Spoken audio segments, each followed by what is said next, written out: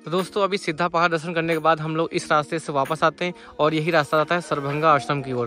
तो दोस्तों देखते हैं इस रास्ते से अब चलना है सुतीक्षण आश्रम दर्शन करने के लिए। देख सकते हैं यहाँ से दूरी बताई गई है 2 किलोमीटर की दूरी है।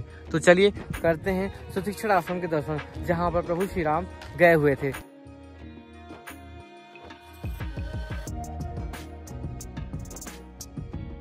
रोड से हम लोग आते हैं और यहाँ पर देखते हैं ऐसे यहाँ पर आपको गाड़ी खड़ी करने की जगह मिल जाती है। तो हमने यहाँ पर गाड़ी पार्क कर दी। जिससे भाई इस रास्ते से होते हम जाएंगे और भाई साहब देखते हैं यहाँ पर आपको केकड़ा देखने को मिल रहा। ये है केकड़ा, इसने कैसे पानी से होते हुए जा रहा। तो हमें चलना है आश्रम में दर्शन करने के लिए। दोस्तों सामने देख सकते हैं ये है सुतीक्षण आश्रम। इसकी भी एक अलग कथा है। यहाँ पर भी प्रभु श्री राम आए हुए थे।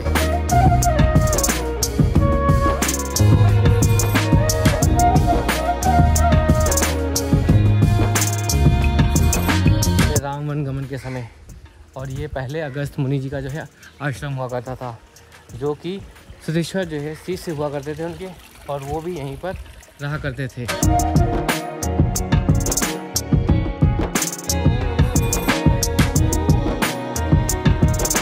तो दोस्तों देखते जैसे अंदर आते हैं गेट से, ये देखते हैं सुतीक्षण आश्रम है और यहाँ पर पहुँचने के बाद देखते हैं ये है अर्जुन का पेड़, जहाँ पर मानते हैं कि यहाँ पर इसमें सभी जो देवी देवता निवास करते हैं, जहाँ पर हम लोग गणेश जी, हनुमान जी के कुछ जो है दर्शन इसमें कर पाते हैं। और ये वही पेड़ है जिसको प्रभु श्री राम ने स्पर्श किया था। तो देख सकते हैं ये है वही अर्जुन का पेड़।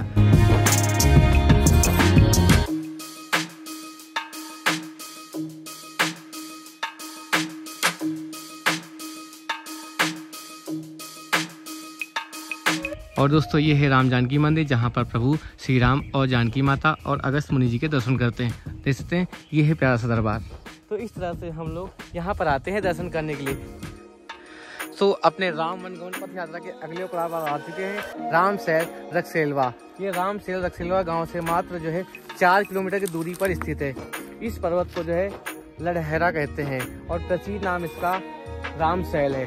देख सकते हैं यह वह पर्वत है जहाँ पर हम सभी लोग प्रभु श्री राम के एक सीधी रेखा में उनके चरण चिन्ह के दर्शन करने को पाते हैं। और यहीं पर भगवान भोलेनाथ का भी दर्शन होता है, हनुमान जी का भी दिव्य दरबार है। और यहाँ पर 5 कुंड ऐसे देखने को मिलते हैं जहाँ पर जो है हमें जल देखने को मिलता है प्राचीन समय में, लेकिन इस समय वह कुंड भी सूख गए हैं ऐसा कहना है। और वहाँ पर लेकिन अगर जाते हैं उस कुंड में भाई साहब तो शीतलता हमें देखने को मिलती है, यानी कि उस कुंड में हमें ठंडा ठंडा लगता है। और इससे यहाँ पर रामसैल का परिक्रमा मार्ग गए, यहाँ परिक्रमा भी करते हैं गांव के लोग। और इसमें यह स्थान जो है सिद्ध बाबा नाम से भी प्रसिद्ध है, गांव के लोग इसे सिद्ध बाबा भी कहते हैं। और इससे यहाँ पर गुरुजी हमको लेकर चल रहे हैं ऊपर बाबा के दर्शन करवाने के लिए। तो काफ़ी रात हो गई थी, समय हो गया था, हम लोग तो भाई साहब नीचे से ही लौट जा रहे थे, लेकिन गुरुजी ने कहा चलो आओ दर्शन करवाते हैं। तो चल रहे हैं दर्शन करने। तो चलिए करते हैं दर्शन। और दोस्तों यहाँ पर प्रभु श्री राम के चरण जो है ना एक सीधी रेखा में, तो हम लोग उनके भी दर्शन कर पाएंगे। तो चलिए पहुँचते हैं। गुरुजी देख सकते हैं कितना आगे आ गए और हम लोग इतने में ही थक गए, सांस फूलने लग गई। और देखते नीचे कुछ ऐसा पहाड़ के ऊपर से देखने को मिल रहा है, गाड़ियाँ अपनी वो रही, काफ़ी दूर गाड़ियाँ हैं और पहाड़ पे हम चढ़ चुके हैं। तो चलिए चलते हैं। यही सी अब इधर से होते चल रहे हैं।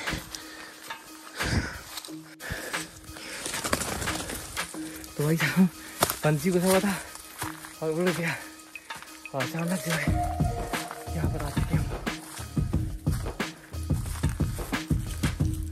चरण चिन्ह रामसैल पर्वत पर पहुंचकर श्री राम भगवान के चरण कमल के दर्शन कर पाते हैं। अब आ चुके हैं उस स्थान पर जहाँ पर हमें 5 कुंड देखने को मिलते हैं, है ना गुरुजी। पहला कुंड, दूसरा कुंड, तीसरा कुंड, चौथा कुंड, 5वां कुंड।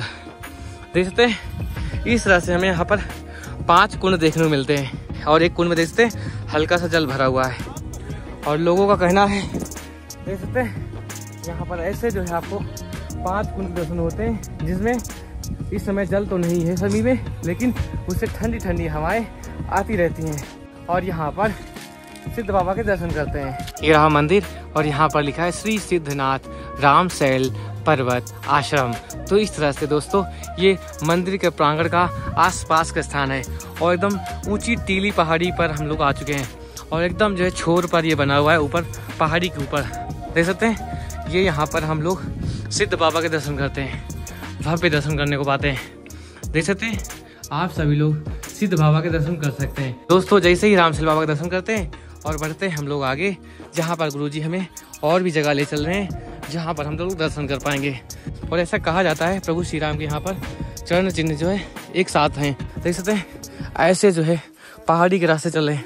देख सकते हैं गुरुजी भी नंगे पैर हैं और हम लोग भी नंगे पैर उतारते हुए चल रहे हैं। तो ऐसे जो है दर्शन करते हुए जहाँ पर हमें और भी कुछ दर्शन होने वाले हैं। गुरुजी हमें इस रास्ते से होते हुए चल रहे हैं और यहाँ पर हमें एक प्राचीन गुफा देखने को मिल रही है जहाँ पर जंगली शेर, यानी कि जंगली क्या शेर रहा करते थे और इस समय तो लगभग नहीं है यहाँ पहाड़ पर।